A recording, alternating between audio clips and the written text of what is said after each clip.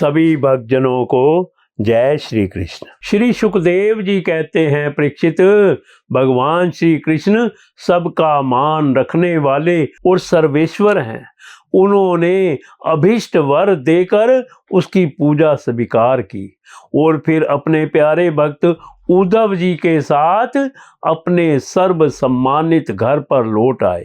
परीक्षित, भगवान ब्रह्मा आदि समस्त ईश्वरों के भी ईश्वर हैं। उनको प्रसन्न कर लेना भी जीव के लिए बहुत ही कठिन है।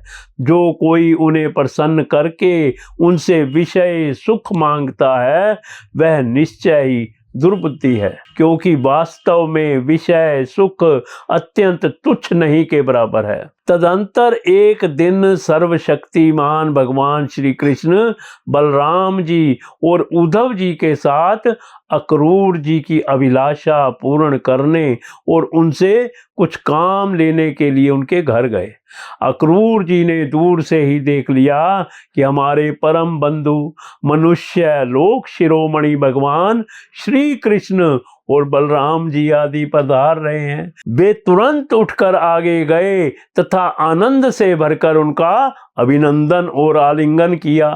अक्रूर जी ने भगवान श्री कृष्ण और बलराम जी को नमस्कार किया तथा उद्धव जी के साथ उन दोनों भाइयों ने भी उन्हें नमस्कार किया। जब सब लोग आराम से आसनों पर बैठ गए तब अक्रूर जी उन लोगों की विधिवत पूजा करने लगे।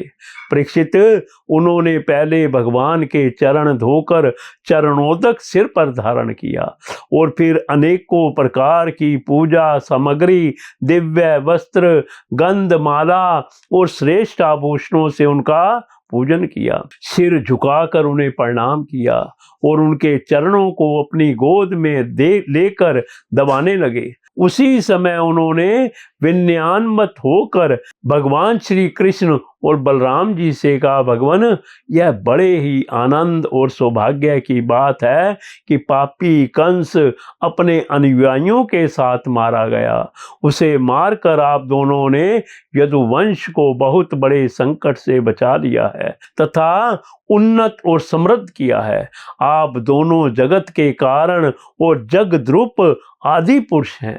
आपके अतिरिक्त और कोई वस्तु नहीं है, न कारण और ना कोई कार्य है। परमात्मन, आपने ही अपनी शक्ति से इसकी रचना की है और आप ही अपनी काल माया आदि शक्तियों से इसमें प्रविष्ट होकर जितनी भी वस्तुएं देखी और सुनी जाती हैं उनके रूप में प्रतीत हो रहे हैं। जैसे पृथ्वी आदि कारण तत्वों से ही उनके कार्य स्थावर जंगम शरीर बनते हैं, वे उनमें अनुप्रविष्टित होकर अनेक रूपों में प्रतीत होते हैं, परंतु वास्तव में वे कारण रूप ही हैं। इसी प्रकार केवल आप ही परंतु अपने कार्य रूप जगतम स्वेच्छा से अनेकों रूपों में प्रतीत होते हैं।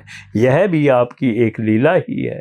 प्रभु, आप रजोगुण, सतोगुण और तमोगुण रूप अपनी शक्तियों से क्रमश जगत की रचना, पालन और संहार करते हैं, किंतु आप उन गुणों से अथवा उनके द्वारा होने वाले कर्मों से बंधन में नहीं पड़ते, क्योंकि आप शुद्ध ज्ञान स्वरूप हैं। ऐसी स्थिति में आपके लिए बंधन का कारण ही क्या हो सकता है।